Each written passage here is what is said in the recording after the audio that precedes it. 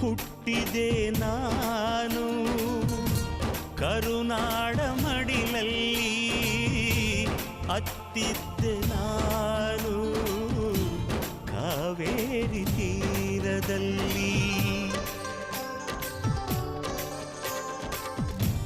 ನಿಮ್ಮಿಂದ ನಾನು, ನಿಮಗಾಗಿ ನಾನು, ನಿಮ್ಮೊಡನೆ ನಾನು, ಪ್ರೀತಿಗಾಗಿ ನಾನು.